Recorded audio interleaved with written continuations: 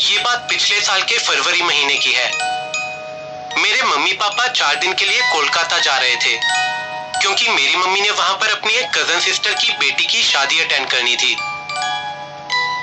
मैं और मेरी बहन मिलीता, हम दोनों इस शादी को अटेंड करने के लिए कोलकाता नहीं जा रहे थे क्योंकि अगले महीने से हम दोनों के बोर्ड एग्जाम्स शुरू होने वाले थे और हम दोनों अपने 4 कीमती दिन एक ऐसी लड़की की शादी में वेस्ट नहीं करना चाहते थे जिससे हम आज तक मिले भी नहीं थे।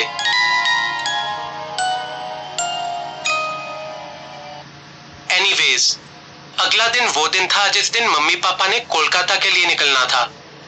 शाम होने पर मलीता ने मम्मी पापा के एयरपोर्ट तक जाने के लिए एक टैक्सी बुक कर दी और करीब 20 मिनट तक वेट करने के बाद वो टैक्सी उनको लेने आ भी गई। अरे भैया, तुम बहुत लेट कर दिया, ताड़ाताड़ी चलो, हमारा फ्लाइट मिस हो जाएगा। मैडम, आपका घर ही इतनी वीरान जगह पर है, इसलिए यहाँ आने में इतना टाइम लग गया मुझे। अच्छा अच्छा भैया, ताड़ाताड़ी चलो। मलीता, मामुन, बाय। अब घर में चले जाओ बेटा, एंड बी केयरफुल। रोज रात को घर को लॉक करके सोना।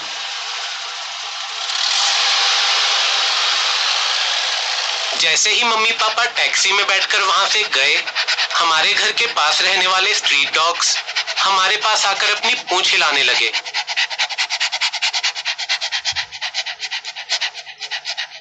आ गए तुम लोग खाना मांगने?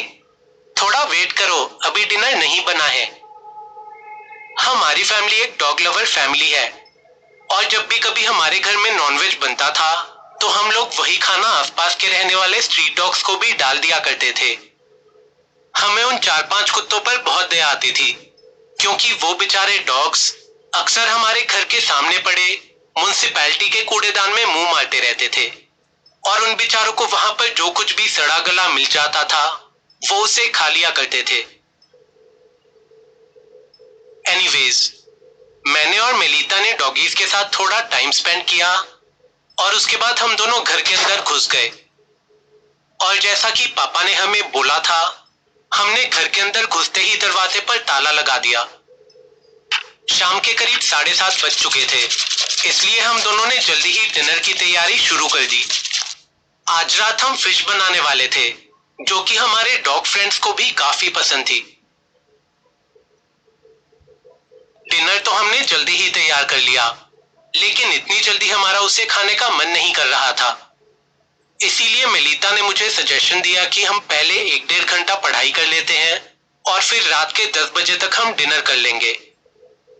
मैंने भी इस बात को मान लिया और हम दोनों अपने कमरे में पढ़ने चले गए। 10 बजे तक हमने खूब जमकर पढ़ाई करी और उसके बाद हम दोनों नीचे आकर डिनर करने लगे।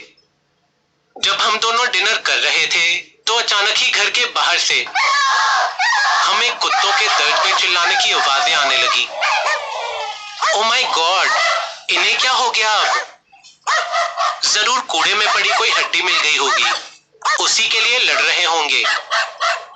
जब हम दोनों ने खाना फिनिश कर लिया तो मेलिता ने मुझसे कहा, दीदी, बचा हुआ खाना कुत्तों को देना है, दरवाजे का लॉक खोल दो। नहीं नहीं, पापा ने कहा था रात को दरवाजा बिल्कुल मत खोलना। ऐसा करते हैं, छत पर चलते हैं और खाना वहीं जाकर ऊपर से नीचे फेंक देंगे, कुत्ते वहीं नीचे खड़े होकर खा लेंगे।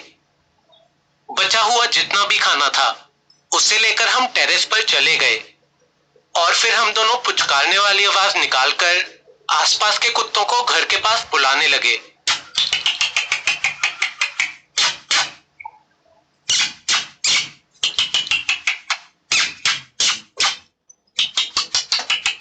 दीदी, सीटी मारकर बुलाओ।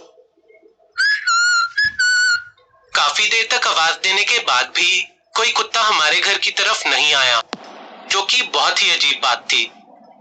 तभी मेलिता ने मुझसे कहा, दीदी, वहां सामने देखो, कूड़ेदान के अंदर शायद एक कुत्ता है, लेकिन वो बाहर क्यों नहीं आ रहा? मैंने कूड़ेदान की तरफ देखा तो मुझे भी अंधेरे में चमकती हुई 2 आंखें दिखाई दी और फिर मैं पुचकारते हुए उस कुत्ते को हमारे घर के पास बुलाने की कोशिश करने लगी।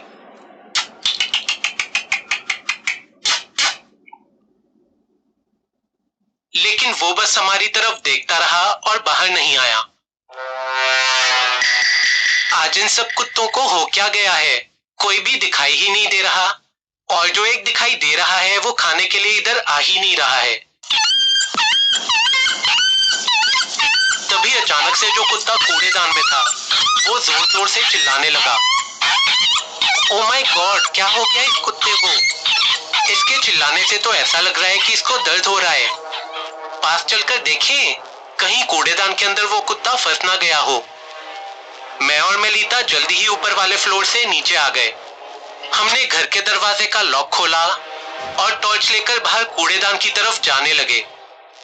हम दोनों जैसे ही कूड़ेदान के पास पहुंचे और हमने अंधेरे में पड़े कूड़ेदान के अंदर टॉर्च लाइट मारी, हम दोनों थर्रा उठे। एक डरावना सा आदिमानव जैसा दिखने वाला आदमी उस कूड़ेदान से उछलकर बाहर आ गया और वो जोर जोर से अजीबोगरीब आवाजें निकालने लगा। उसके मुंह पर खून लगा हुआ था। उस दरिंदे ने हमारे साथ कुछ किया नहीं, लेकिन उसने अपनी खतरनाक नजरों से हमारी आंखों में देखा और फिर वो पागलों की तरह हंसता हुआ जंगल की तरफ भाग गया।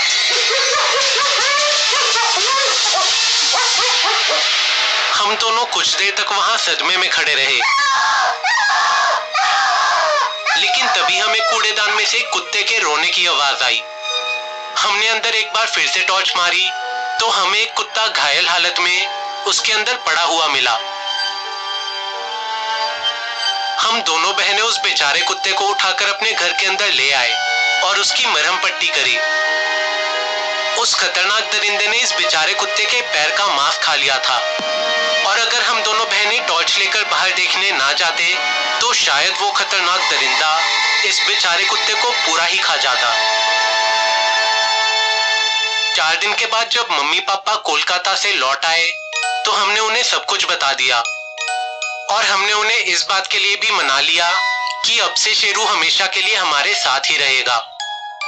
जी हाँ, हमने उसका नाम शेरू रखा और उसे अडॉप्ट भी कर लिया। लेकिन अनफॉर्चुनेटली बाकी के कुत्ते हमें उस रात के बाद कभी भी दिखाई नहीं दिए।